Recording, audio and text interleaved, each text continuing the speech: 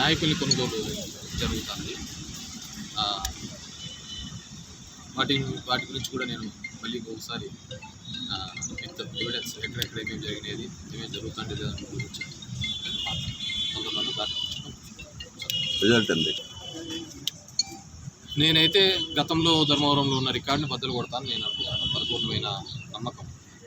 So అది బద్దలు కొట్టాలని మా నాయకత్వం కూడా అందరూ కూడా ఆలోచిస్తారు. ఎవడో గుర్తు తెలియని వ్యక్తి ప్రాంతానికి సంబంధించిన వాడు మొదలుపెట్టినదే మొదట అంటే తన కులం మీద అబద్ధం మొదలుపెట్టాడు. యాదవ్ సార్ ఇప్పటికీ అతను ఏ కులం అనేది చెప్పలేకపోతున్నాడు. మళ్ళీ దాన్ని ఇంకో విధంగా టర్నప్ చేస్తాను. తర్వాత నిన్న చూశాను, వాళ్ళ భార్య వచ్చింది, వాళ్ళ భార్య ప్రచారం చేస్తుంది. ఆమె అఫిడవిట్లో చూశారు, భార్య అనే ఆమె లేనే లేదు.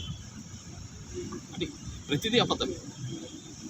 తను ఏదైతే చేస్తున్నాడో ఎందుకు అంత మభ్య పెట్టాల్సిన అవసరం ఉంటుంది. నేను అఫిడవిట్లో చూశాను, ఉంది ఎక్కడే కానీ నాట్ అప్లికబుల్ అని ఉంది. మళ్ళీ వాళ్ళ భార్య అని చెప్పి తెలుస్తుంది ఉంటే ఎందుకు ఆ పేరు మెన్షన్ చేయలేదు. ఒకవేళ కానీ అతను యాదవ్ అయింటే బీసీబీ కింద వస్తారు, బీసీడీ కింద వస్తారు. కానీ అగ్నిక్షత్రియ అని చెప్పేసి నాకు తెలుసు. ప్రతి సందర్భంలోనూ కూడా అబద్ధం ఏదో విధంగా మభ్యపెట్టాలి. మా వాళ్ళలో కూడా కొంతమంది ఉన్నారు ఏదో ఇది. సో వాళ్ళ కథలు వాళ్ళవి అన్నీ కూడా తొందరలో చెప్తాయి. ఇది కూడా మాట్లాడతాను.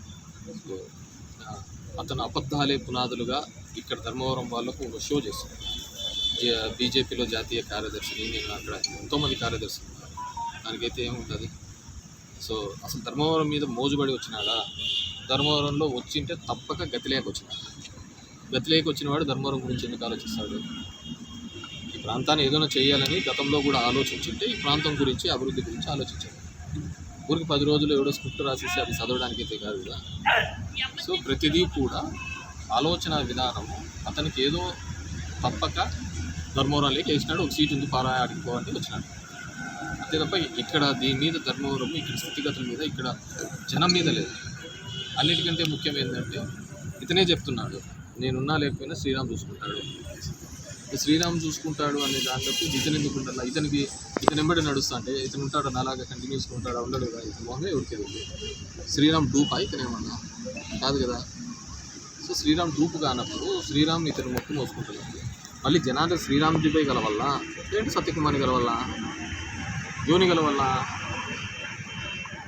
శ్రీరామ్ అనే వ్యక్తికి సరిగ్గా లేదని అతన్ని తీసేసినారు. మరి ఎవరి దగ్గరికి పోవాలా, సత్యకుమార్ దగ్గరికి పోవాలా, శ్రీరామ్ దగ్గరికి పోవాలా. అతను ఏమంటున్నాడు, శ్రీరాము అని అట్లా చెప్తే అట్లా సత్యకుమార్ అంటున్నాడు. సత్యకుమార్ అదే అంటున్నాడు, శ్రీరామ్ ఏది చెప్తే అదే నేనే చెప్పేసి. మరి సత్యకుమార్ నీకెందుకు ఓటేయాలా కాదు కదా. ఓటు వేసిన వాడు నేను ఉంటాను, నేను ఇక్కడే ఈ ప్రాంతం వాసిన ఎందుకు చెప్పుకోవాలి. అంతేగాని ఏదో ఇక్కడికి వచ్చినట్టు ఎవరో చెప్తే వచ్చినట్టు కాదు కదా. నేను చీపెస్ట్ రిమార్క్స్ చేయను, కానీ అతను మొత్తం అబద్ధాలు ఒక హంబక్ క్రియేట్ చేస్తున్నాడు. ధర్మవరంలో ఒక హంబక్ క్రియేట్ చేస్తున్నాడు. అది చేస్తాను ఇప్పటి వరకు కూడా. అతను వెళ్ళే పల్లెలకు కానీ అతను వెళ్ళే టౌన్లో కానీ ఎవడైనా కానీ టౌన్ వాడు ఎవడైనా ఉన్నాడా, అంతా కూడా బయట ఊళ్ళో నుంచి నామినేషన్లోకి వచ్చినా కానీ అతను ఇంటర్వ్యూ వచ్చినా కానీ పొద్దుటూరు నుంచి, మదనపల్లి నుంచి, బళ్ళారి నుంచి, కర్ణాటక నుంచి, హైదరాబాద్ నుంచి, తెలంగాణ నుంచి వచ్చిన జనాలే ఉన్నారు తప్ప ఇప్పటికీ మీరు సందులలో చూస్తారు. ధర్మవరం వాడు ఎవరైనా కనపడుతున్నాడా? ధర్మవరం వాళ్ళు ఎవరూ కనపడరు. అంతా బయట వాళ్ళతోనే హంబక్కు 40 కార్లు వేసుకొని ఎన్ని కార్లు నుంచి చూస్తూనే ఉన్నాం కదా ఈ కార్లు ఇవన్నీ. సో ఈ ఊరోళ్ళు ఎవరు రావటం లేదు, ఈ ఊర్లో ఈ నియోజకవర్గంలో ఎవరు తిరగటం లేదు. ఎవరన్నా తిరగాలి అన్నా ఇది చేయాలన్నా 300 రూపాయలు కూలీ పెట్టుకొని ఆ కూలీ డబ్బులతోనే జనాన్ని కూడా మొబిలైజ్ చేస్తారు. దెర్ ఇస్ నో అటాచ్మెంట్ లేదు కదా అతనితో, దెర్ ఇస్ నో లింక్ లేదు. వేరే లింక్ కలుపుకొని చేయాలనే ఒక ప్రయత్నం చేస్తారు. సో ఈ ఊరితో అతనికి ఎటువంటి కనెక్టింగ్ లేదు. అతను ప్రచారం పోవాలన్నా అతను ఏదైనా పోవాలన్నా 300 రూపాయలు కూలీ ఇస్తేనే తప్ప జనాలను పిలుచుకొని రావటం. సో అది వాళ్ళ తీరు. సో ఇవన్నీ కూడా మేము లీస్ట్ బోదర్ ఐఎమ్ ఎక్స్పెక్టింగ్. నాకు పూర్తి సంపూర్ణ నమ్మకం ఉంది. గతంలో ధర్మవరంలో ఏదైతే తెలుగుదేశం పార్టీ గతంలో వచ్చిన రికార్డు ఉందో ఆ రికార్డుని జీ నాగిరెడ్డి గారి రికార్డుని ఖచ్చితంగా బద్దలు కొట్టబోతుంది. సరే.